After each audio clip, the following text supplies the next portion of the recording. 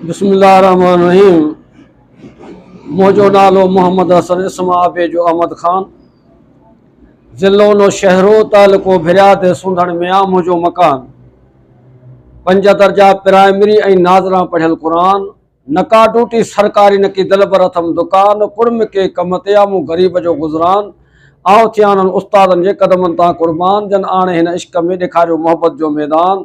अल्लाह कयो एहसान थियासीं हाज़िर अची हिकिड़ो चए।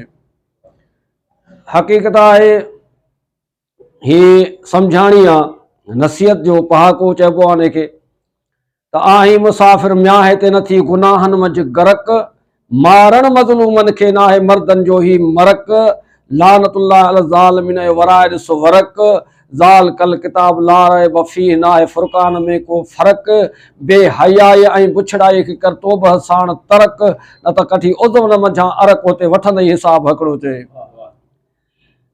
ही पुछा थी कन आशिकनि पुछो त भला इश्क छा कंदो आहे, खाईंदो छा आहे, पीअंदो छा आहे ऐं चाल चलत उनजी कहिड़ी आहे। इश्क जो कमु आहे खाए मांस पीए रत घुरे सिर। चाल चलत उनजी इहा आहे जो बादशाह खे पेनार बनाईंदो आहे। कॾहिं बादशाह हूंदो आहे, इश्क अची वेंदो आहे, तख़्त ताज उन जॻह ते पियो हूंदो आहे ऐं पाण वरी मुरली कोल्हे ते दर दर पिनंदो हुते।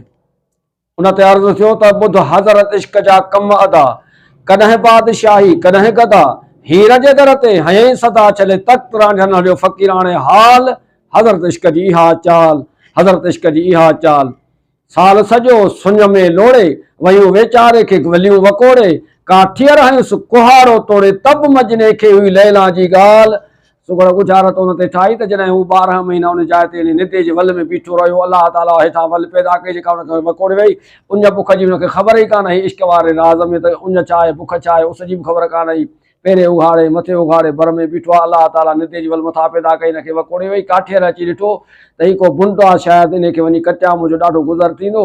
मथां अची उन निदे खे कुहाड़ो चिकर ने पुछेसि पियो अबा तूं केरु आहीं छा पियो करीं। पर उते बि हिनजे ज़बान ते लैला जो आवाज़ु हुयो ऐं उन धनार बकरार जेको काठियर हुयो उहो वीचारो परेशान थियो त हीअ कहिड़ी शइ आहे जंहिंसां आवाज़ु पियो अचे।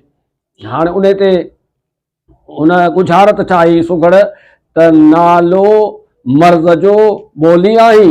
नालो आहे निदो मर्ज़ जो निपट। भाई गंजो आहे निपट, ही अंधो आहे निपट, इन जे करे निपट, ही गूंगो आहे निपट ॻाल्हाए कोन थो। ऐं ॿोली कहिड़ो आहीं चएसि पियो निदो नपट कहिड़ो आहीं। हाणे उन ते त साल सॼो ई सुञ में लोड़े वयूं वेचारे खे वलियूं वकोड़े। काठीअर हंस कुहाड़े तोड़े तब मजने खे हुई लैला जी ॻाल्हि। हज़रत इश्क जी इहा चाल, हज़रत इश्क जी इहा चाल काथे रही बदियल परी। शाह सैफल ॿुढो समर तरी बुख अञ ते वियसि जान ॻरी समर साथी कोन न्याई नाल। हज़रत इश्क जी इहा चाल, हज़रत इश्क जी इहा चाल। पर मूमल खां वई महल छॾाए कोन सघी सोढो सरचाए। मच में वञी पई सिर सहाए ॾाख ते चढ़ियल आहे। हाणे जॾहिं लहे न पई ॾाख तां बाहि अची वकोड़ियो आहे हेॾां सॾ थो करे राणो त हाणे रही आहे त ठा था कयूं। चए हाणे कोन चढ़े ॾाख तां न लहिबो छो त दुनिया मूंखे कचो कंदी। इन जे करे बसि आउं सड़ी वेंदसि इन जाइ ते। राणो उन जाइ ते वञी पियो। हाणे चवेसि पई त उन टेम ते मूंखे तूं जाॻाई हा सुजाग करी हा आहीं हे त ख़बर तोखे पई हा त केरु आहे मूंसां भेण सुतल आहे या शीतल सुतल आहे। चएसि पई सुट जो ज़ात हाणे वणजी नथी चवणो हुई त जागुराणी।